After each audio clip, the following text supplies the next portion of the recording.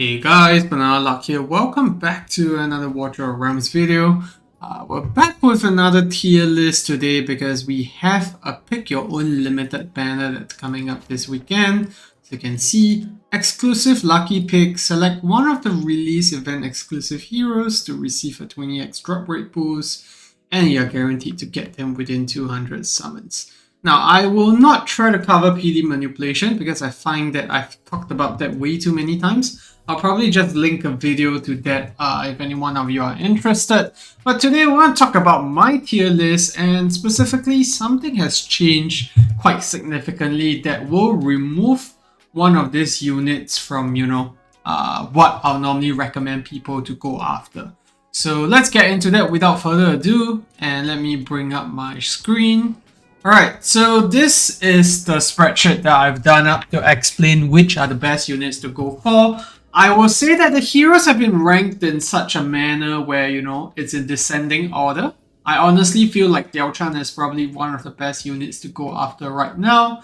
And that is because Wukong is now available for all new players as an 11th day banner. Which means that if you're new to the game, there's absolutely no need to summon for Wukong this time round, because on the 11th day, you're going to get him again. So chances are you probably want to go after Diao Chan or Kigiri, just for the fact that, you don't really need Wukong A1, you need him A5, so might as well go for another unit that will be more functional. Now, Diao Chan is currently one of the most versatile inspiration units in the game. You can essentially say she's the best because her cost is very low at 6 cost.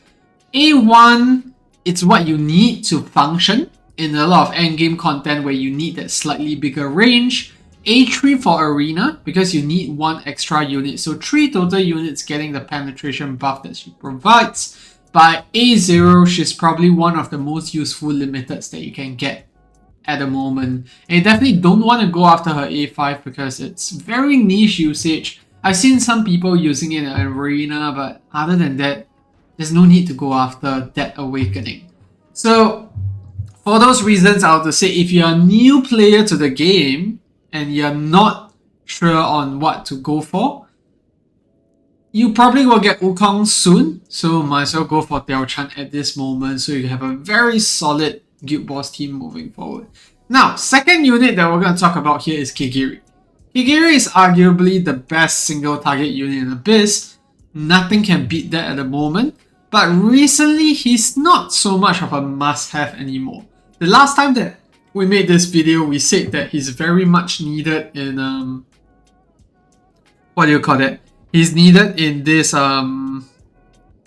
Hidden Chamber 8 as well as Tower Deception Stage 40. But now with Rosalia in the mix, so that's not really needed anymore. You do still need him for Gear Dungeon 3.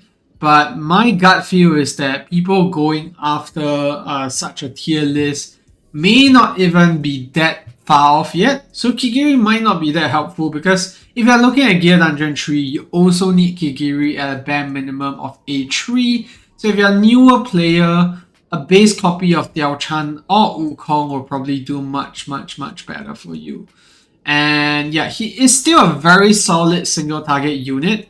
Whenever there's boss content, like we have Siege of Tia that's happening right now, Kigiri is actually one of the top teams if you're running the Watchers team, so that's just something to consider. And his A5 just makes the bonus damage that you get out of A3 guaranteed, which is a pretty big deal.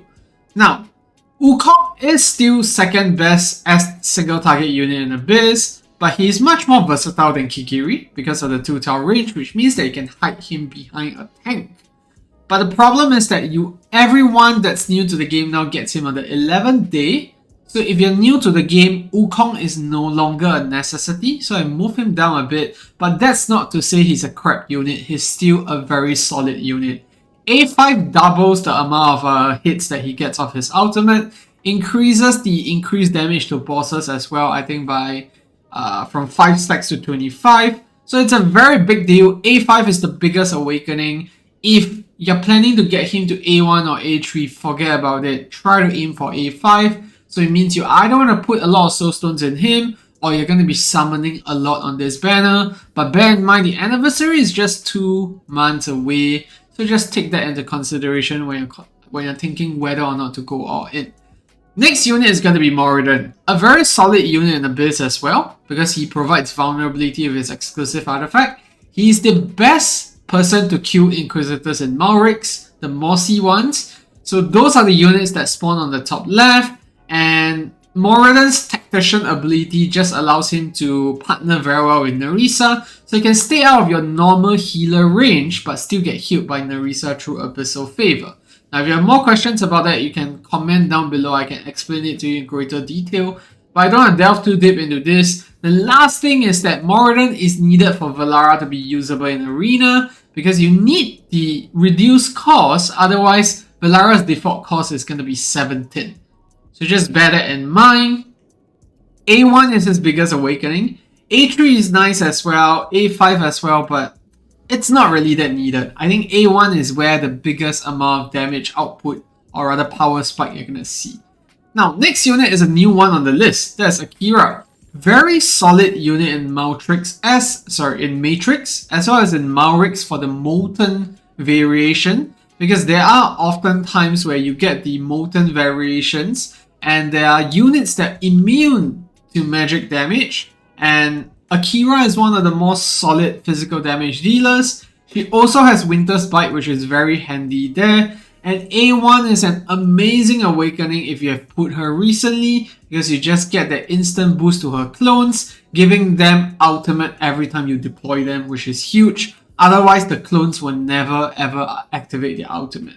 Now, A3 and A5 is nice, but I am making this video wary of the fact that Auron is coming to the game. So Auron is going to be one of the best physical AoE damage dealers in the game, and Matrix is also getting a rework where the increased stacks on the boss is going to start giving more points instead. The patch is already going live on Forerunner soon, so I'm just wary whether or not those changes will make Akira less impactful. But if you already have all the above units at their necessary awakenings, A1 Akira is not that bad of a unit to go after. I think she'll still have a place in all future content where AoE damage with control is needed.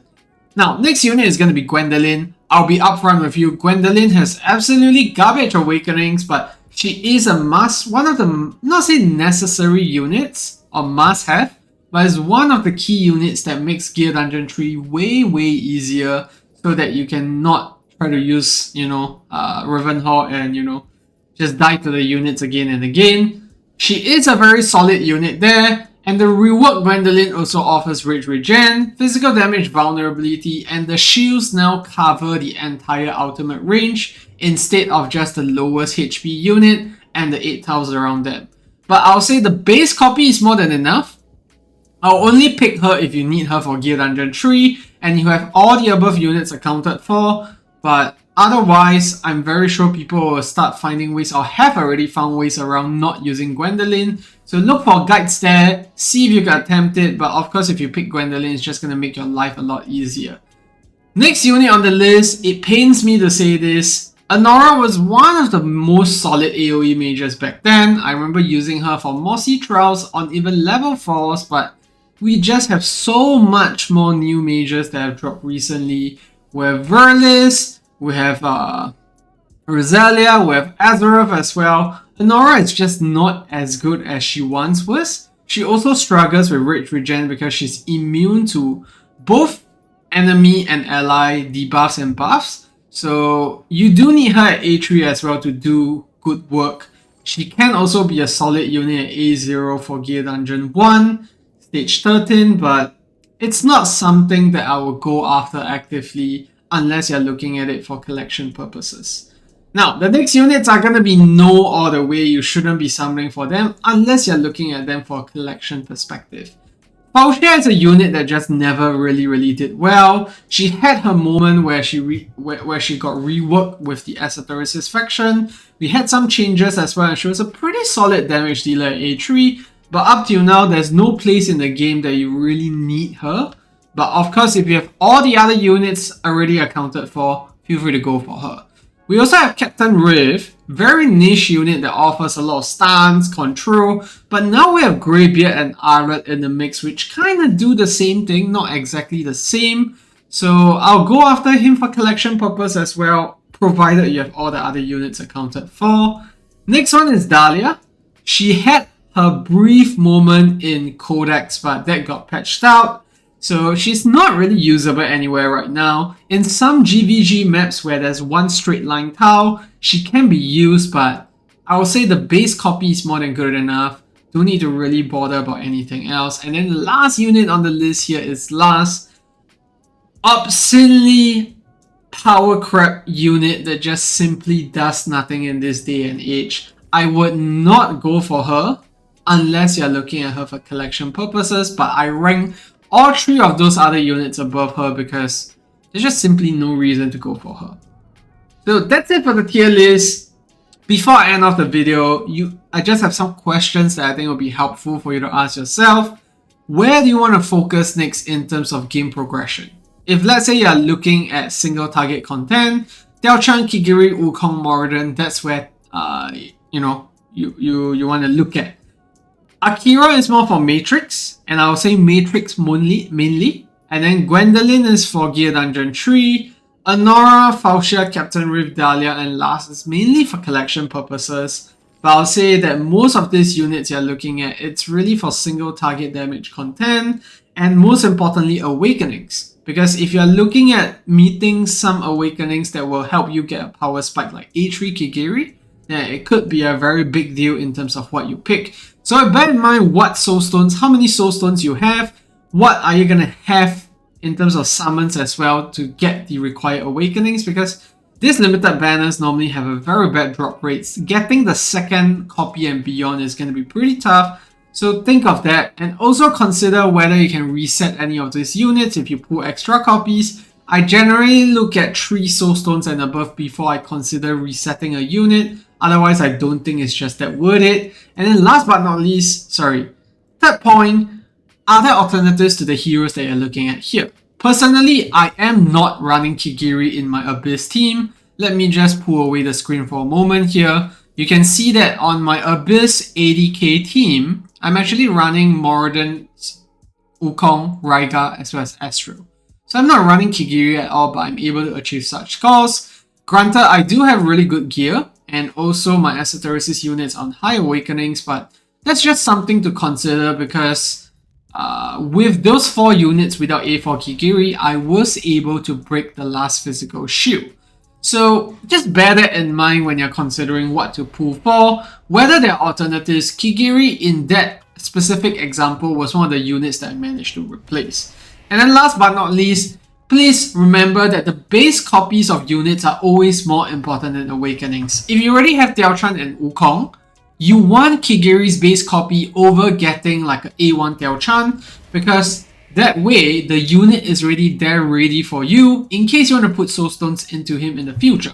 You don't want to go after Diao Chan awakenings or Wukong awakenings and end up missing out on Kigiri. And that's just going to slow down your game progress because we have not had a Kigiri banner since October 2024.